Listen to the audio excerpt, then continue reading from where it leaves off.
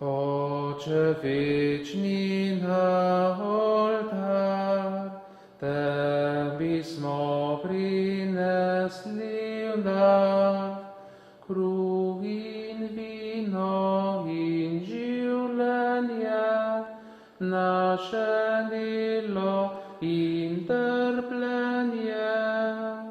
Milostno ta sprejmi v dar, Bog naš stvarnik in vladar. Kruh spremenil mašnik bo, Sina Tvojega telo, vino rešnjo kri njegovo, ki nas znanja dobo novo. Milosti in upanja in življenja večnega. Svet, svet, svet nebes vladar, ki prihajaš na oltar, moli rajska tebi šava, služi zvesto ti narava, z angeli ti poje svet, svet Gospod nebesnih čet. Hvaljen Jezus in Marija. Dragi prijatelji, na vašo željo gostim duhovnika Jožefa Lipovška, župnije svetega Petra v Malečniku. Vesel sem vseh pisem, o katerih ste mi pisali oziroma poslali in med drugim povedali, da imate duhovnika Jožefa radi, ter vsaki teden pričakujete čudovito njegovo novo pridiko. Gospod župnik Jožef je vedno dobrodošel v vaši družbi. Danes bomo v oddaji govorili o molitvi, o sveti maši, duhovniških plaščih in zagotovo morate biti z nami, moji dragi prijatelji, gledalke in gledalci.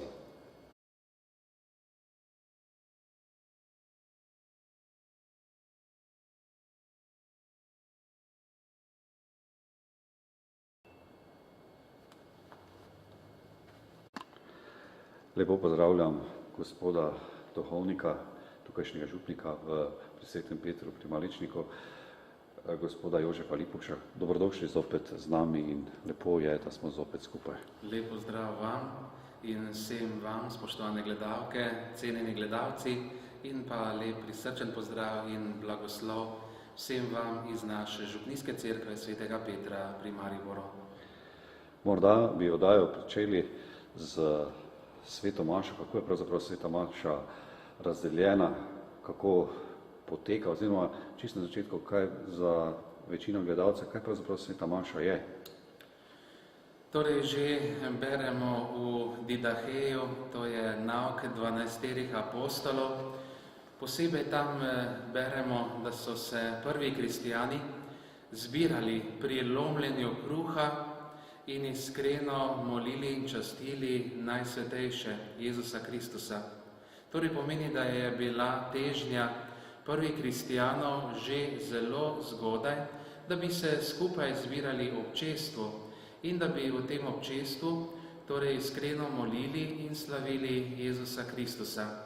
Seveda sveta maša kot takšna najprej ni bila v takšni obliki, kot je danes, ampak niti niso imeli kakšnih posebnih misalov, ampak so bili to posebej lističi, na katerih so zapisali te osnovne in temeljne molitve, ki so se s časoma seveda v stoletjih oblikovale. Tako da smo kasneje dobili takšen misal, kot ga dobro gledalci tudi poznajo iz svete maše. Moramo povedati in razložiti in poudariti, da je gotovo prvo sveto mašo imel Jezus Kristus in to na veliki četrtek. Takrat se šteje tudi rojstni dan Keliha, rojstni dan presvete Evharistije in tudi mašniškega posvečenja in zapovedi največje ljubezni.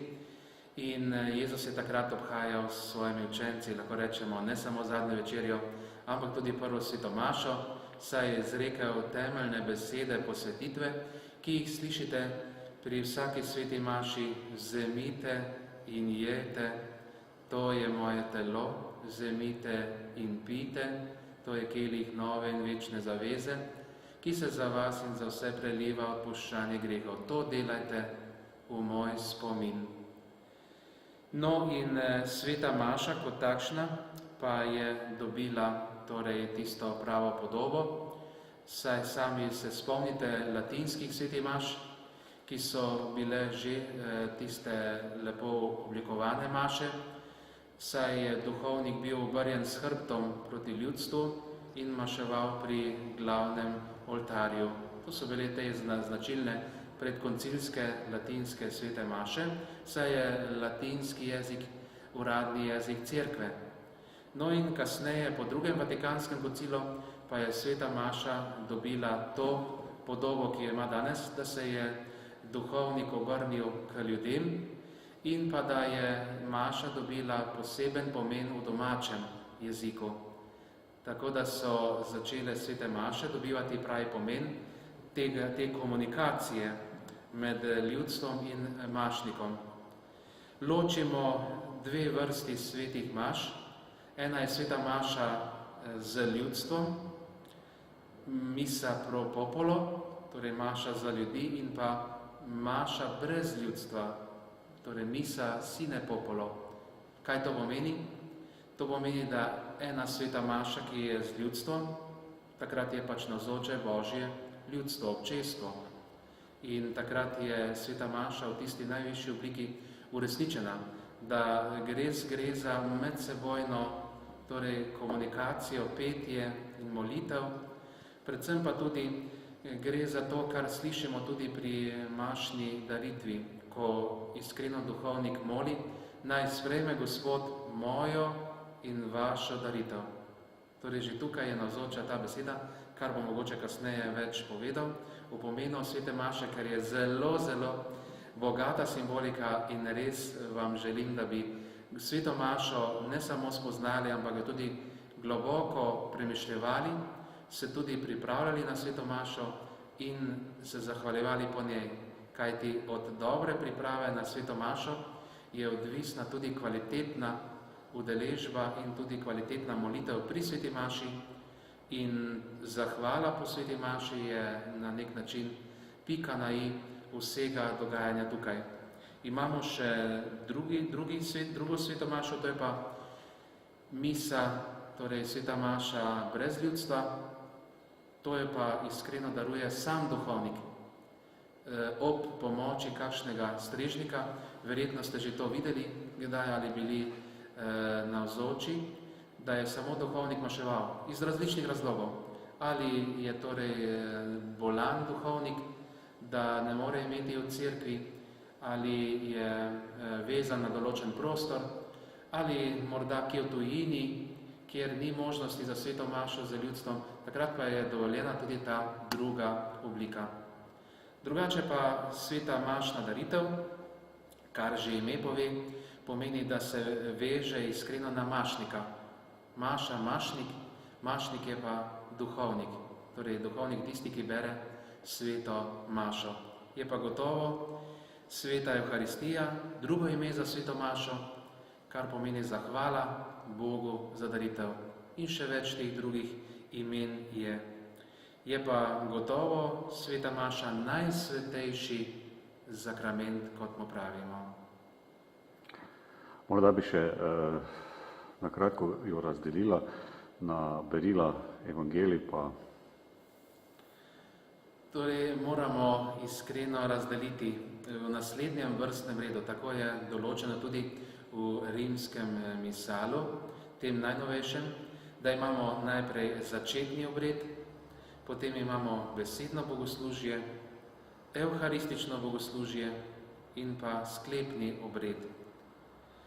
Pri začetnem obredu gre za duhovnikov pozdrav, Skupno kesanje, Gospodu smili se, slava in pa prošnja. To je torej nekako razvrstitev začetnega obreda, dobro poznate.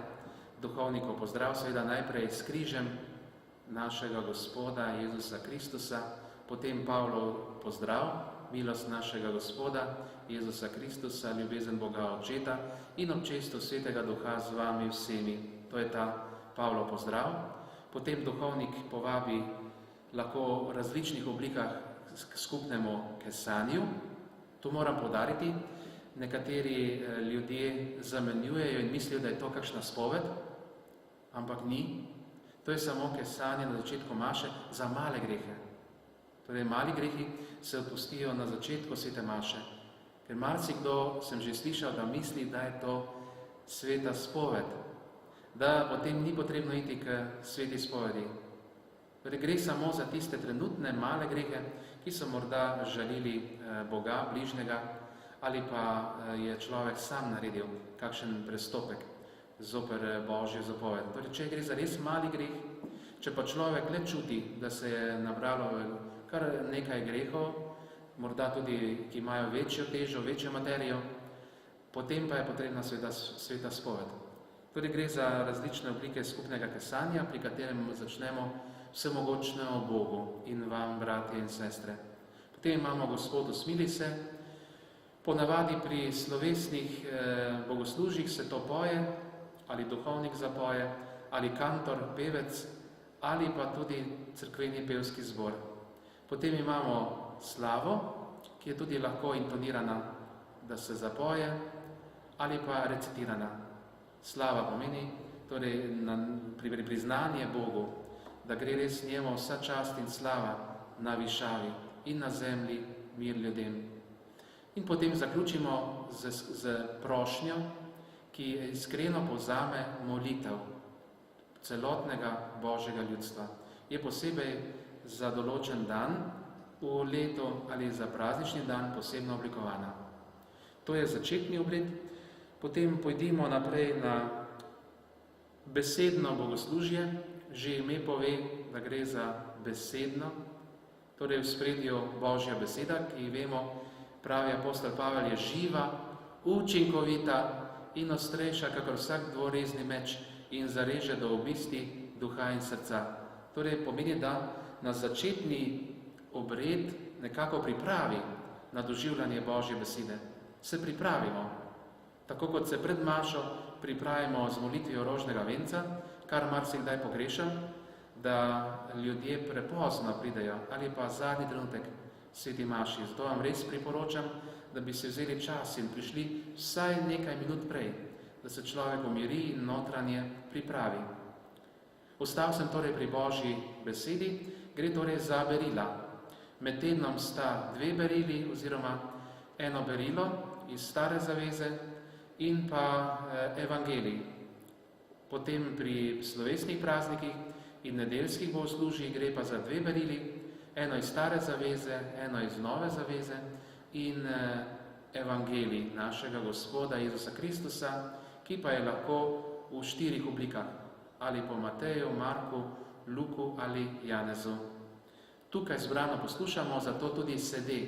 Poslušamo razen evangelij, kjer tudi z vso spoštljivostjo ustanemo, da s tem tudi naše telo, našega duha, naše srce dvignemo takoj spoštovanja pred Gospodom in tudi stoje poslušamo. Saj vemo, da če pride kakšna pomembna osebnost, vedno tudi vstanemo. In za Jezusa pa to gre za najvišji obliki spoštovanje in pa njegovo navzočnost. Potem sledi po evangeliju, če je praznično bogoslužje, pridiga ali homilija. Sprva so bile tudi ti nagovori daljši, saj tudi maša trajala dlje, ker je bilo več tudi molitev, več branja, daljši teksti in zato so bili ti nagovori, se boste spomnili, nekateri tudi daljši, tudi 3/4 ure in več. Današnja oblika pridige je bolj kratka, tako da nekako traja od 5 minut do 15 minut. Ta pridiga je dejansko razlaga Božje besede in pridiga lahko duhovnik ali pa diakon. To je potrebno, da tudi vemo. In pa seveda škof, če pride v župnijo. Potem po pridigi sledi vera, to je posebej v slovesnih bogoslužjih, prazničnih in ob nedeljah, vedno izpoved v trojedinega Boga. Pri sveti maši se moli krajša, oziroma pri sveti maši se moli daljša veroizpoved, nicejsko-carigrajska, medtem ko pri molitvi rožnega venca se moli krajša oblika veroizpovedi. Potem imamo prošnje za vse potrebe, ki so tudi skrbno izbrane. Vsak dan se prosi pri sveti maši za papeža, za škofe, duhovnike, za cerkev, za bolnike in tudi za srečno zadnjo uro za tiste, ki so umrli, in pa tudi prošnja po osebnem namenu, ki je dodana v tišini. Po teh prošnjah torej se zaključi besedno bogoslužje in prehajamo na tretji del svete maše, evharistično bogoslužje. Že ime, spoštovane in spoštovani, pomeni, da prehajamo na bistveni del svete maše, ki se začenja z pripravo darov. Tukaj sami vidite, da ministrant ali strežnik prinese vodo, vino in pa ponavadi tudi svete hostije, ki jih potem mašnik posveti pri sveti maši. V kelih pa torej pripravi vodo in vino. To ste že opazili pri vsaki sveti maši, da doda torej vino, tudi vodo. Zanimiva je ta simbolika, ki jo želim poudariti, ker smo ravno pri tem. Vino simbolizira Jezusa Kristusa, voda simbolizira vernike. In v tem združenju vode in vina se tako na prav poseben način združi pri sveti maši ta človeška prošnja, človeška navzočnost Božjega ljudstva in pa Božja vsemogočnost najvišjega Boga. Pri tej pripravi darov potem iskreno se nadaljuje sveta maša z evharistično molitvijo, ki je ponavadi zelo slovesna, peta ob pomembnih praznikih in nedeljah.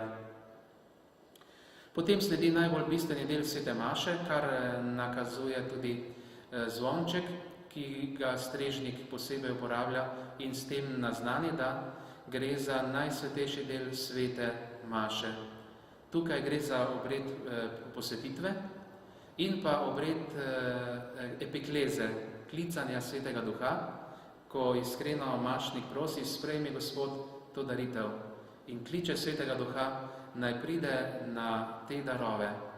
In potem sledijo besede posvetitve, vzemite in jejte, vzemite in pijte. To delajte v moj spomin. To je najsvetejši del svete maše, zato je vse osredotočeno na Jezusa, ki postaja po kruhu in vino navzoč pri svetem rešnem telesu in pri sveti rešni krvi. Zato je najsvetejši del svete maše absolutno v tišini. Samo zvonček, po zvončkom strežnik posebej opozori, da je potrebno tako, z zvončkom se opozori, da je potrebno zbrano spremljati to dogajanje svete maše.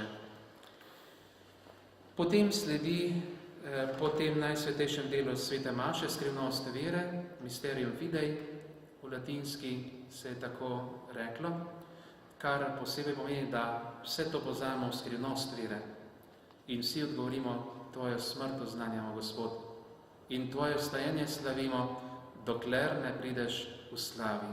Pozamemo vso to, kajti sveta mašna daritev je tudi velikonočna skrivnost Jezusa Kristusa. Tukaj se zgodi njegovo trpljenje, smrt in vstajenje. Vse torej se poveže v tej nekrvavi kalvarijski daritvi na oltarju, ki pa ima že razsežnost v velikonočni skrivnosti. saj je vsaka nedelja mala velika noč in zato nas ta njegova daritev vključuje v velikonočno razsežnost poveličanega Gospoda. Potem imamo obhajilni obred, kar vam je dobro poznano, saj verniki takrat prihajajo lepo spoštljivo po sveto obhajilo in na besede mašnika Kristusovo telo in odgovorijo verniki Amen. In po obhajilnem obredu sledi še poobhajilna prošnja, ki prav tako povzame iskreno zahvalo za to najsvetejšo daritev Jezusa Kristusa. In sledi še sklepni obred. Pri sklepnem obredu sledi mašnikov pozdrav, blagoslov ali morda oznanila ob nedeljah in pa odslovitev s križem, z blagoslovom in pa tiste znamenite besede, ki smo jih slišali že v latinski sveti maši, ite missa est, danes pa je to pojdite v miru. In verniki odgovorijo Bogu hvala. No, ker so z nami tudi mlajši gledalci, je prav, da kakšno besedo rečemo tudi, vidimo vedno dve mizi, kar se tudi zdaj vidi na televizijskem ekranu. Ti mizi sta verjetno enako vredni in imata verjetno tudi svoj poseben pomen. Ti dve mizi imata tudi posebno ime. Tale glavna miza, pri kateri se uresniči Jezusova daritev, se imenuje miza kruha. In na tej mizi kruha, kar že ime pove, se zgodi ta čudež Evharistije. Jezus Kristus po besedah mašnika preide, torej iz kruha in vina v Jezusovo telo in kri. Torej se na skrivnosten način uresniči to prebistanje in postane Jezus v živo navzoč kot pravi Bog in pravi človek. To se zgodi pri sveti maši. Zato je to res velika skrivnost, velika in najsvetejša skrivnost, da lahko duhovnik, mašnik pokliče iskreno na oltar to dogajanje, da se Jezusov kruh in vino spremenita v Jezusovo telo in kri. Potem imamo še pa mizo, ki ima prav posebno ime, to je miza Božje besede ali ambon. Na njej se vrši branje Božje besede iz Stare zaveze, iz Nove zaveze in pa diakon, duhovnik, iskreno prebere ali poje evangelij našega Gospoda Jezusa Kristusa. Zdaj se posebej prakticira branje Božje besede na tej mizi in pa tudi seveda nagovor. Medtem ko predkoncilske svete maše, latinske, so posebej uporabljale še več prižnico, kar je tudi vidimo v naši župnijski cerkvi. In na tej prižnici je duhovnik razlagal Božjo besedo. Zato je vedno bila prižnica na zvišenem prostoru, tudi razsvetljena. Včasih vidimo kakšen križ na prižnici in pa ponavadi je tudi duhovnik govoril brez mikrofonov. Tako da, če je bila to velika cerkev, je moral imeti kar močno štimo, močen glas, da je njegov glas napolnil vsak kotiček cerkve. Danes pa tehnična sodobna sredstva pomagajo, da ni potrebno tako glasno govoriti, ampak da omogočajo tudi bolj zbrano poslušanje. Hvala lepa.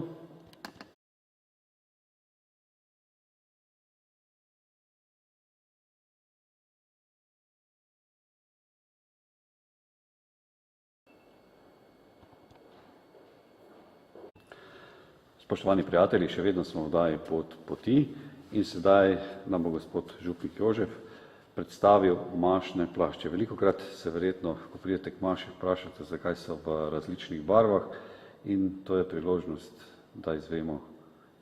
Vem pa tudi, da večina gledalcev tudi to ve, ampak za tiste mlajše pa je vseeno to potrebno. Zanimiva je zgodovina mašnih plaščev, saj vemo, da v 1. stoletju niso imeli kaj posebnega pri sveti maši. Tako da je bila bolj to civilna obleka. Šele kasneje je začela dobivati liturgična obleka bolj pomenljiv pomen in so govorili tam nekje v 5. 6. stoletju, da gre za boljšo civilno obleko in začeli dodajati pri mašniku ali škofu posamezne dele najprej, tako da so dodali bolj slovesne čevlje, potem križ, naprsni križ, druge oblike pali in tako naprej. Kot mašni plašč pa je dobil prav poseben pomen in tudi barvo v 12. stoletju. Tukaj so tudi barve dobile bolj pomemben poudarek tudi pri sveti maši. Cerkveno ali bogoslužno leto se začenja vedno z adventnim časom in zato je ta adventni čas tudi vedno v vijolični barvi. Vidimo prelep baročni plašč. Ti plašči so bili še veliko bolj v uporabi pred koncilom, torej pri latinskih svetih mašah so vedno maševali v tem lepem, bogatem, baročnem, lepo izrezljanem, vezenem in pa z vso ljubeznijo izdelanem čudovitem plašču, ki simbolizira res grozdje, kot vidimo, pšenični klas in pa seveda alfa in pa omega, ki sta kratici in simbol začetka in konca. Saj je Jezus rekel, jaz sem alfa in omega, začetek in konec, in pa P kot simbol za mašnika. To je baročni plašč, potem imamo pa še klasični plašč, kot ga. Sedaj vidimo še klasični mašni plašč v vijolični barvi. Adventni čas je simbol 4 tednov, kot 4 nedelj in tako kot prižigamo na adventnem vencu eno svečo za drugo, tako tudi imamo pri svetih mašah, posebej pri teh današnjih pokoncilskih svetih mašah, največkrat uporabljamo te klasične mašne plašče, ki je včasih tudi lažji, posebej po letnem času, kajti baročni plašči, kot smo prej videli, so bili bolj težji zaradi teh vezenin, zaradi teh res bogatih ornamentov, medtem ko ta klasični mašni plašč pa ima torej čisto navadno blago in kar je potrebno poudariti še, vijolična barva, kot vidimo, je barva torej adventnega in postnega časa. In to pomeni, da je barva spokornosti, resnosti, da se človek res notranje pripravlja v svojem srcu na prihod Gospoda, posebej v adventnem času na Jezusovo rojstvo, saj se s tem pripravljamo in res takrat večji poudarek dajemo na poslušanje Božje besede, na dobro opravljanje sveti spovedi in pa tudi iskreno se pokorimo. Prav tako velja za postni čas, kot je tudi ta barva. Včasih je bila tudi kakšna druga oblika, medtem ko danes pa je res poudarek na vijolični barvi. Gre za postni čas, torej res čas posta, molitve in priprave na veliko noč. Cerkveno ali bogoslužno leto se po adventnem času nadaljuje z belo barvo. In kot vidimo, čudovit baročni plašč s podobo usmiljenega srca Jezusovega.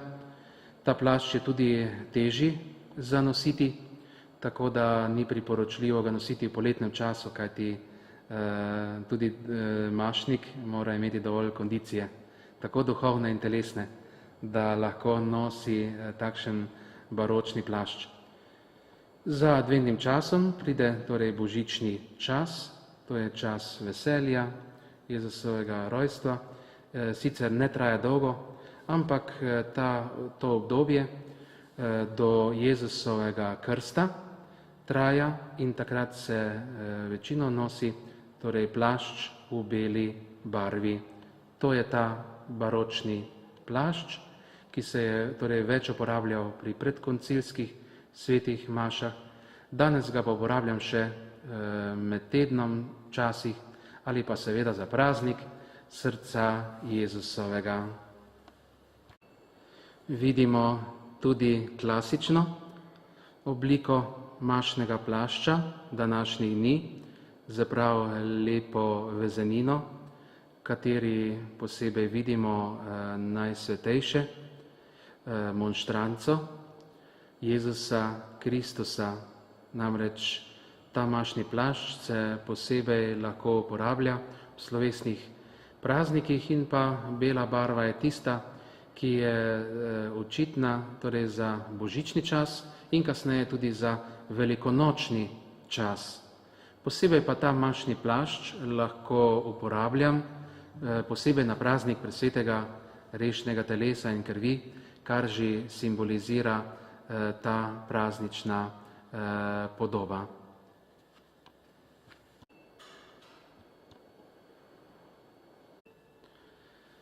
Za adventnim in božičnim časom, ki traja do Jezusovega krsta, pa pride čas med letom. Ta čas je sicer malo krajši, ker potem sledi spet postni čas in velikonočni čas. Tako da čas med letom ima tukaj lep pomen v zeleni barvi. Kot vidimo, lep baročni plašč in vse to, moram poudariti, je ročno vezeno, kar je res pomenljivo, da so si ljudje takrat res vzeli čas in so imeli posebno spoštovanje in ljubezen do Jezusa, kar se je izražalo tudi v teh zunanjih znamenjih pri bogoslužju. Torej vse ročno vezeno, zelo skrbno pripravljen in izdelan mašni plašč. Zelena barva pomeni barva upanja, barva pomladi. To pomeni, da po tem času slavja Jezusovega rojstva, ko smo vsi ob jaslicah zbrani, pa res pride ta čas med letom že in nas nekako notranje že pripravlja na postni čas, ki bo sledil po tem kratkem času med letom. In imamo še klasični plašč današnjega časa, kot vidimo tudi pomenljivi ornament, seveda v križu in pa v simbolu pšenice, kar je simbol za rast, za duhovno žetev in pa svetomašno daritev, kar pomeni polnost daritve in pa klas simbolizira tisto najbolj žlahtno kruh. In ta kruh postane pri sveti maši Jezusovo telo našega Gospoda. In ta klasična oblika mašnega plašča vidimo, da je danes tudi že strojno delan, tako da se manj časa lahko porabi za izdelavo takšnega mašnega plašča, medtem ko ornamenti pa se še kljub temu še skrbno izdelujejo, velikokrat tudi ročno, da je čim bolj estetsko in čim bolj tudi natančno upodobljena bistvo mašnega plašča. Vidite, da barve imajo res svoj pomen in tukaj je ena najlepših barv zame, saj vemo, da je rdeča barva ljubezni in pa pri bogoslužju pa dobi poudarek še bolj globljo vsebino, je pa barva Jezusove krvi, barva ljubezni Jezusa do človeštva, pravzaprav ljubezen Boga, ki se simbolizira v naslednjem stavku: Bog je svet tako ljubil, da je dal svojega edinorojenega sina, da bi se nihče, kdor van vere, ne pogubil, ampak imel večno življenje.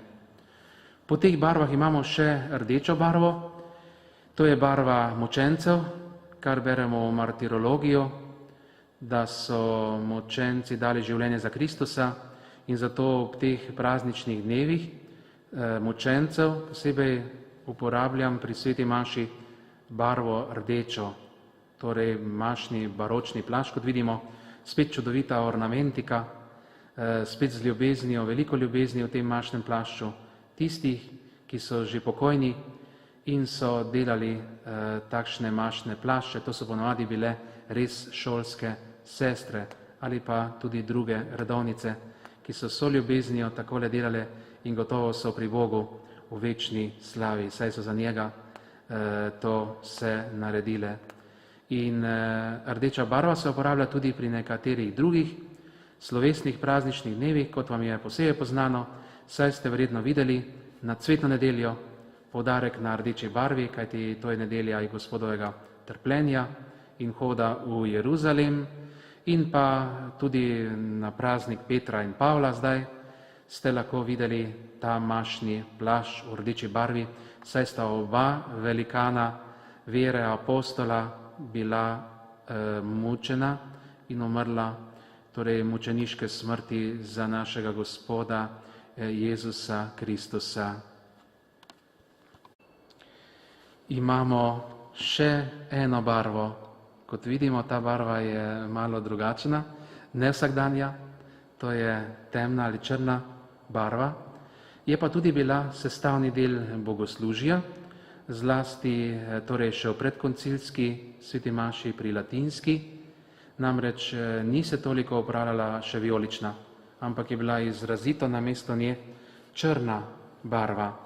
In posebej se lahko starejši gledalci spomnite, da ste ta mašni plašč posebej videli na praznik vseh svetih, ko je duhovnik daroval sveto mašo za rajne. In ta barva je seveda prav ustrezna za ta čas. In pa tudi v drugih dnevih adventnega ali postnega časa je velikokrat prevladovala tudi ta barva. Tudi posebna in zanimiva konotacija, kot vidite, malo tudi vijoličnega odtenka s križi in pa seveda poudarek na tej barvi mašnega plašča. Spoštovani gledalke, cenjeni gledalci, preden bomo zaključili tole cerkveno lekto, bi vam želel podati na srce, da bi bilo potrebno nekoliko več spoštovanja duhovnikov, kajti moramo se spomniti, da po duhovnikovih rokah prihaja med nas Jezus in ob teh besedah si naj vsak na svoj način tudi zamisli. Zdaj pa predajam besedo gospodu župniku. Videli ste prej čudovite mašne plašče in sedaj se vrnimo v teh barv spet nazaj na cerkveno leto. Torej po adventnem času, božičnem času in kratkem času med letom pride sedaj postni čas, 40-dnevni postni čas, kot dobro veste, in tukaj je spet barva vijolična, barva spokornosti, barva resnosti, barva notranje priprave na veliko noč, na vstajenje našega Gospoda Jezusa Kristusa. In po tem 40-dnevnem postnem času pride velika noč, kar pomeni, da je spet barva bela, praznik Kristusovega vstajenja, in potem sledi ta čas 50-dnevni, ki ima potem zaključek prazniku Binkošti, prazniku Svetega Duha. In do tega praznika traja slovesni čas velikonočnega pomena. In po tem velikonočnem času pa pride čas med letom. Zopet zelena barva. Ta čas med letom sem že prej omenil, torej ta doba je bila malo krajša, sedaj pa pride daljša doba časa med letom, ki pa ima svoj pomen in svoj cilj v prazniku Kristusa, kralja vesoljstva. Vse skupaj traja torej 34 nedelj. In zadnja nedelja časa med letom je nedelja Kristusa kralja, ki pa se ponavadi obhaja v zlati barvi. Te barve nismo videli in ta barva je tudi posebno simbolična, kajti zlata barva pomeni res tisti vrhunec vsega dogajanja, da gre za Kristusa kralja, ki je res alfa in omega, začetek in konec. In v njem živimo, se gibljamo in smo. To je torej pregled cerkvenega leta in potem se spet na novo začne z adventnim časom. Hvala lepa.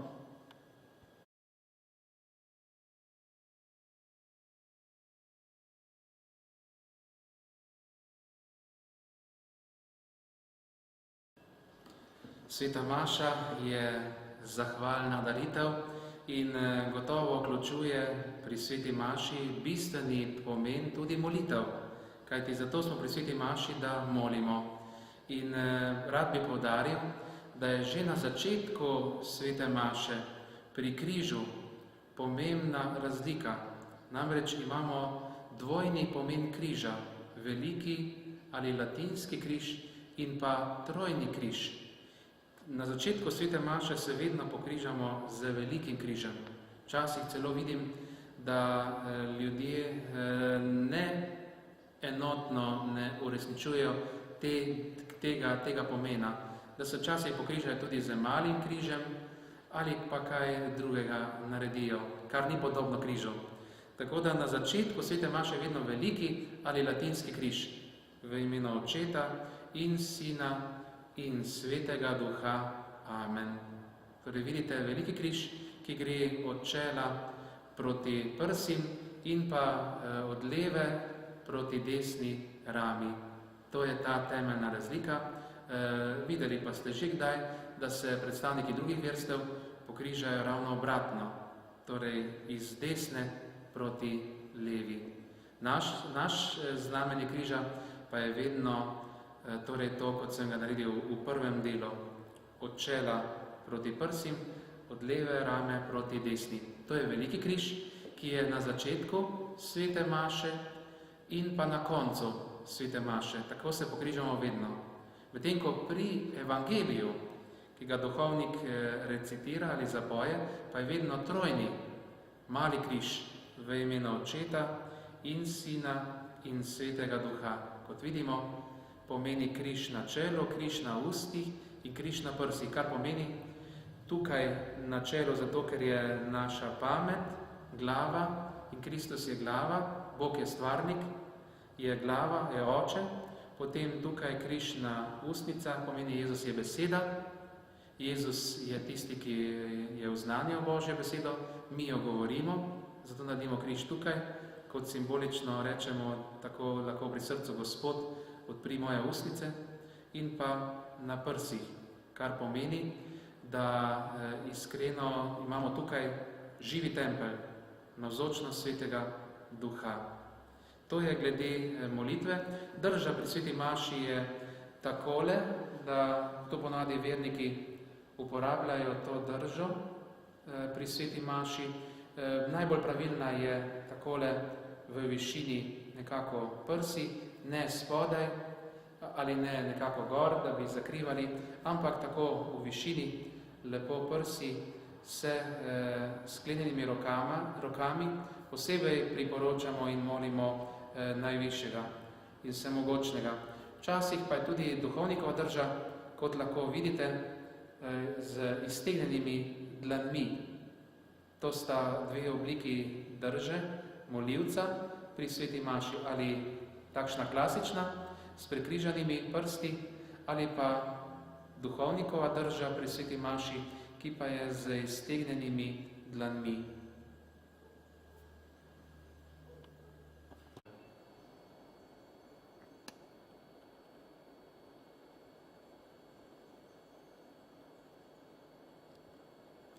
Evharistična molitev pri sveti maši ima prav poseben pomen in želim za vas, dragi prijatelji, posebej eno izmed teh molitev, ki jih najdemo tukaj v rimskem misalu, iskreno obrazložiti.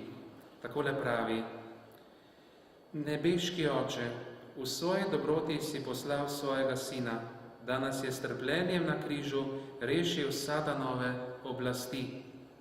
Podpiraj nas, da bomo do smrti pokorni Tvoji sveti voli in zaslužili vstajenje s Kristusom, Tvojim Sinom, ki s Teboj ob čestu Svetega Duha živi in kraljuje vekomaj.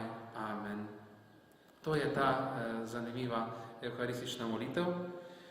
Pri sveti maši duhovnik iskreno uporablja še povabilo pred to, in sicer so to iskrene besede molimo. To pomeni, da s tem duhovnik povabi k zbranosti, da vse tiste naše prošnje, zahvale, kesanje pred začetkom besednega bogoslužja sedaj povzajemo v to skupno molitev cerkve.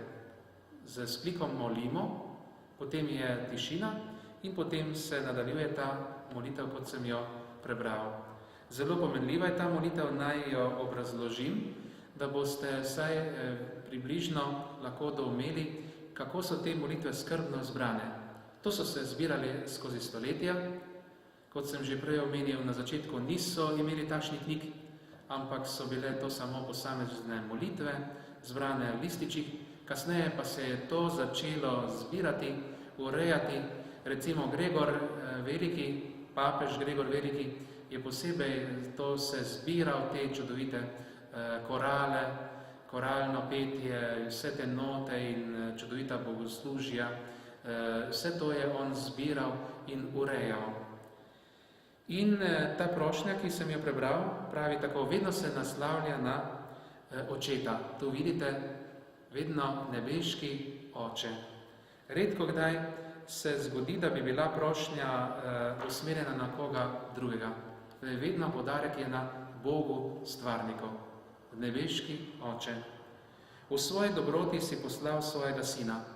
Vidimo, iz čiste zastonske ljubezni Bog oče pošilja učlovečeno besedo Jezusa Kristusa. Bog se učloveči, Bog postane človek in spusti se na zemljo, to je Božič. In zato v tej prošnji posebej je poudarjeno v svoji dobroti. Torej ne gre za načrtno rojevanje, ne gre za nekako naprej določeno kakšno zadevo, ampak vedno v svoji čisti dobroti naj je Bog poslal svojega sina. Danes je s trpljenjem na križu rešil satanove oblasti. Poglejte, danes je s trpljenjem na križu, za njegovo smrtjo, kot vidite, tukaj križ, rešil satanove oblasti. Zelo pomembno. In iz tega izhaja torej vse čaščenje križa, iz tega izhaja, da je križ najstarejše znamenje našega Gospoda, da je, kakor je po lesu Adam grešil, tako je po lesu križa novi Adam, Jezus, zmagal. Vse to je povezano med seboj. In zato pravi prošnja, da nas je s trpljenjem na križu rešil njegove satanove oblasti. To je zelo pomembno. Da s križem zmagujemo. Z Jezusom zmagujemo, saj pravi Jezus, v križu je odrešenje in večno veselje in zveličanje. Pa tudi pesem. O sveti križ, življenja luč. Nadaljujem s prošnjo, podpiraj nas, da bomo do smrti pokorni tvoji sveti voli.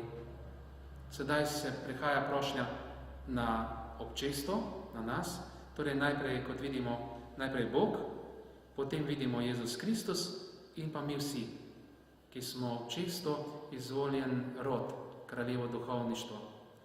In zato je prošnja, podpiraj nas, da bomo do smrti pokorni tvoji sveti voli.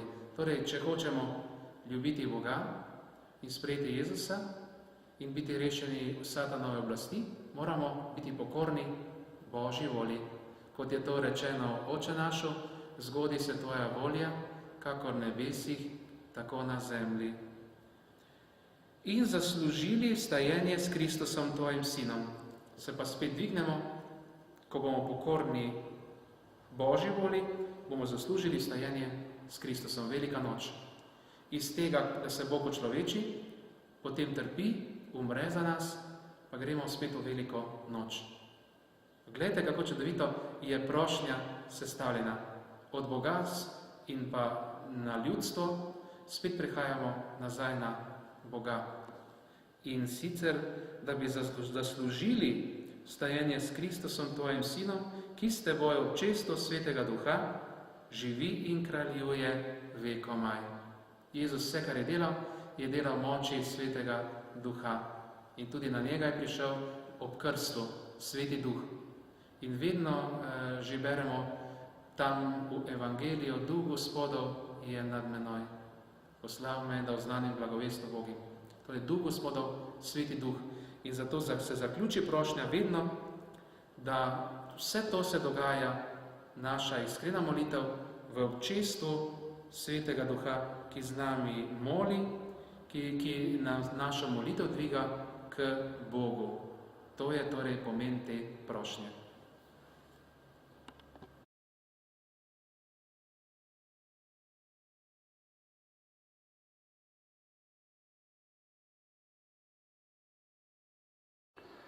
Veliko naših gledalcev me v elektronski pošti sprašuje, kaj pravzaprav pomeni molitev srca.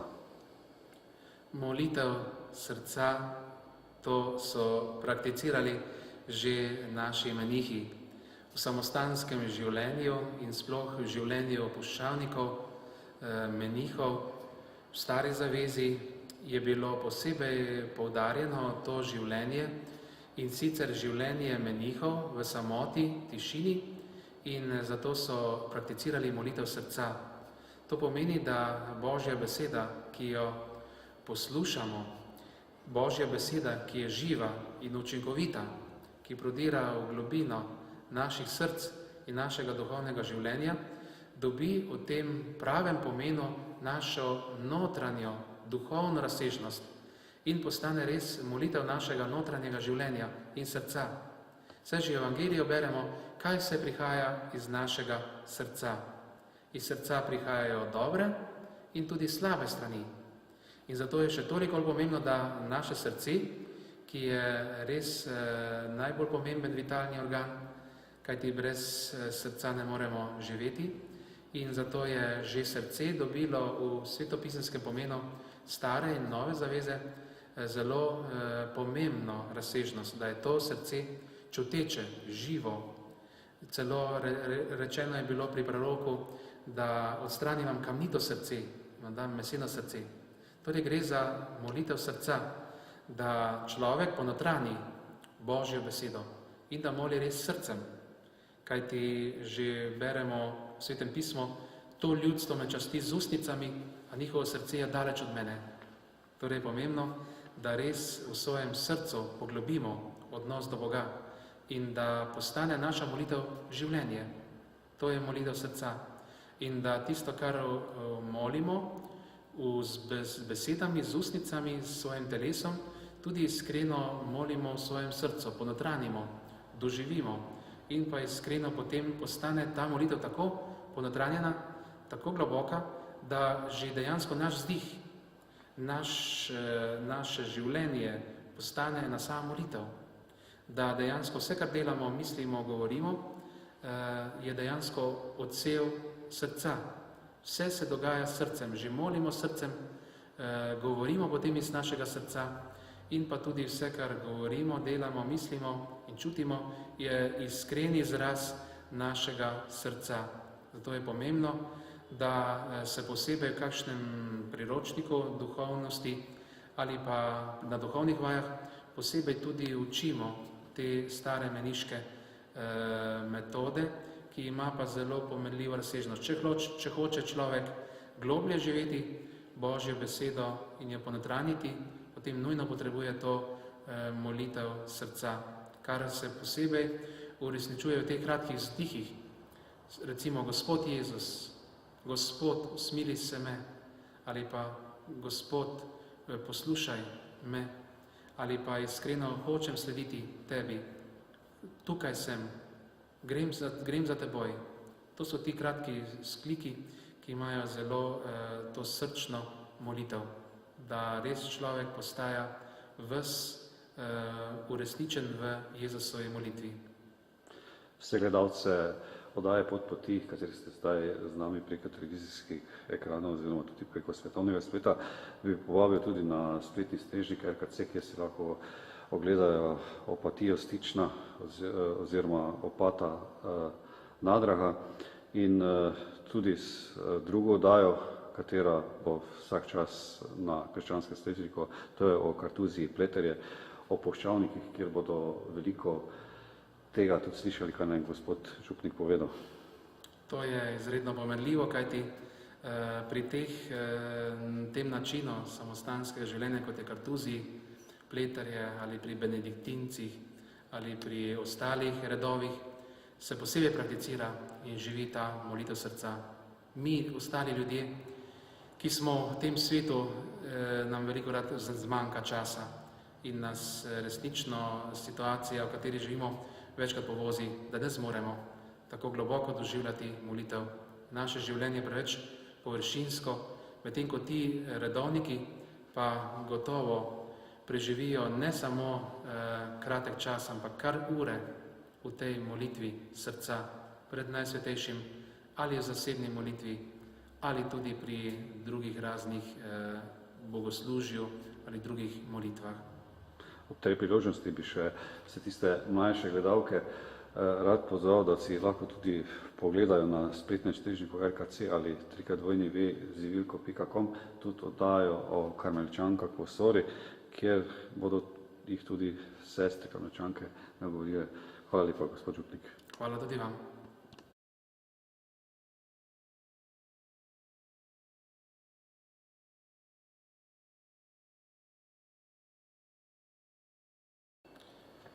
Vsem tem, kar ste slišali in videli danes, še zaključujem z blaženim škofom Slomškom, ki je gotovo bil izredno globok v svojem duhovnem življenju in on je tudi v svojem duhovnem priročniku Mihi Sancta et Cara, meni sveta in dragocena, še posebej poudarjal to duhovno molitveno življenje. In zato je imel zelo, zelo natančen red glede molitve, glede vseh ostalih stvari v vsakem dnevu. Tako da je to res dober zgled enega bogatega molitvenega življenja in pa tudi doživljanja pri sveti maši. In on je rekel, moli kratko pa dobro. To je pomenljivo. Torej, včasih je naša molitev razvlečena, mnogo besed, včasih tudi preveč avtomatična molitev, preveč torej pozananjena in naj bo molitev kratka in pa dobra, kajti takrat bo tudi iskrena. Takrat bo tudi ne samo molitev z ustnicami, molitev tudi srca. In Slomšek je rekel, molitev je nebeška pošta, po kateri grejo naše prošnje gor in o milosti dol. In s tem tudi zaključujem to mojo predstavitev svete maše, mašnih plaščev in pa tudi molitev in pa kreten in drž pri sveti maši, kar se tiče molitvenega duhovnega življenja. In naj vas tudi vas spremlja ta bogata molitev in izkustvo pri sveti maši in vsakdanjem življenju. Z nami je bil gospod župnik Jožef Lipovšek, ki nam pripravlja te zveste čudovite pridike, za katere se vam ob tej priložnosti zahvaljam od vseh gledalcev, ki iz Slovenije, pa tudi predvsem tistih naših zdomcem iz tujine, kajti velikokrat smo ljudje v stiskah, težavah, problemih in veliko gledalcev piše, da ste pravzaprav tista vezna nit, ki morda se ne vidi, ali veliko dobrega naredi. Iz srca se vam, gospod župnik Jožef, zahvaljujem za sodelovanje v svojem imenu, vsekakor v imenu tudi naših cenjenih gledalcev. In ostanete še naprej tako zgleden Jezusov duhovnik in pokloni. Bogu hvala, predvsem hvala tudi vam in predvsem najbolj iskrena zahvala tudi vsem tistim, ki so že rajni in ki so delali te čudovite mašne plašče, kot ste jih videli. Saj so to delali z veliko mero ljubezni do cerkve, do mašnikov in pa seveda do Jezusa Kristusa, kajti on pa je edini veliki duhovnik. In zato želim tudi vam, da bi imeli spoštovanje, ljubezen do teh paramentov, do teh liturgičnih predmetov in pa da bi s tem in s to oddajo res malo bližje sedaj ovrednotili pomen barve pri bogoslužju, mašnih plaščev, cerkvenega leta in pa da bi sveto mašo doživljali res z iskreno molitvijo srca in pa da bi se tudi v blaženem škofu Slomšku tako navdihovali v vsakdanjem življenju. Zato vam želim, naj vas Božji blagoslov varuje, spremlja in priprošnja Božje naše Matere Marije prav tako. Vam, spoštovani prijatelji, želim vse dobro na vseh vaših življenjskih poteh. Z Bogom, hvaljen Jezus in Marija. Darujemo, Gospod, vse svoje ti radosti, ker sam največja naša si radost. Darujemo, Gospod, vse svoje ti bridkosti, saj sam trpel največjo si bridkost. Saj sam trpel največjo si bridkost. Darujemo, Gospod, ti drage sestre, brate, vse njih molitve, dela in skrbi, da verovali vsi, zaupali bivate, ljubili s čistim srcem te vse dni, ljubili s čistim srcem te vse dni. Občestvo združeni, ti pojemo veselo, nebeško pesem, svit, svit, svit, Gospod. Odaj, da bi srce za tebe le gorelo in tebe naj slavi človeški rod. In tebe naj slavi človeški